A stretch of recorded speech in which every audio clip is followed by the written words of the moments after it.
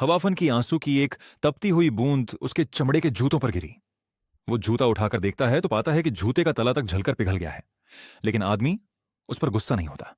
उस जलते हुए आंसू ने उसे हैरान कर दिया था। आदमी को उस मरती हुई हो फंगहुआंग पर दया आ गई। उसने उसके पैरों से भारी लोहे का जाल फाड़कर निकाल दिया। बंदी की बेड़ियां टूटते ही हुओ फंगहुआंग का शरीर धीरे धीरे फिर से गर्म होने लगा। कुछ ही पल में उसका पूरा शरीर आग से भर गया। वो फिर से जिंदा हो गई। फिर वो एकदम आसमान की तरफ उड़ी और बादलों के बीच समा गई।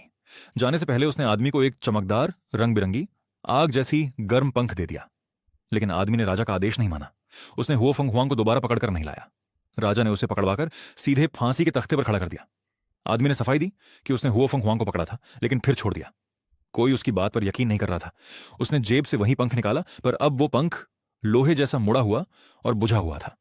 राजा ने तुरंत उसके सिर कलम का हुक्म दे दिया। तभी वो बुझा हुआ पंख अचानक जलने लगा। चंगबाओ किले के ऊपर अचानक हुओ फंगहुआंग उड़ती हुई दिखाई दी। वो किले की चोटी पर बैठ गई और उसकी रोशनी पूरे महल पर फैल गई। सबको यकीन हो गया कि आदमी झूठा नहीं था। राजा मजबूर होकर आदमी को छोड़ देता है और उसे एक शानदार पोशाक भी देता है। लोग उसके आसपास खुश होकर नाचते गाते हैं। ये सब देखकर राजा के मन में और जलन पैदा हो गई। कुछ दिनों बाद राजा फिर चाल चलता है। वो कहता है कि वो बर्फ की रानी से शादी करना चाहता है और आदमी को आदेश देता है कि वो बर्फ के राज्य में जाकर उसे लेकर आए।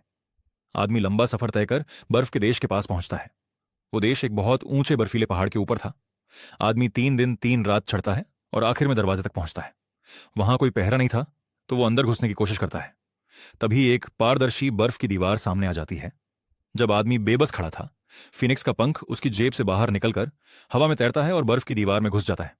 और अगले ही पल मजबूत बर्फ पिघलकर पानी बन जाती है। उसके सामने एक क्रिस्टल जैसा सुंदर महल था।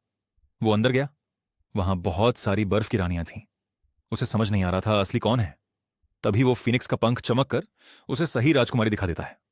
आदमी ने राजकुमारी को सब बताया। राजकुमारी ने देखा कि उसकी नीयत साफ है, तो वो बेफिक्र हो गई।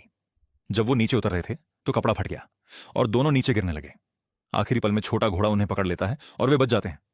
आदमी राजकुमारी को सुरक्षित वापस राजा के पास ले आता है। अब लोग उसे पहले से ज्यादा पसंद करने लगे। राजा की जलन अब चरम पर थी। अब राजा उसे तीसरा असंभव सा काम देता है। समुद्र में जाकर एक खतरनाक दैत्य को मारने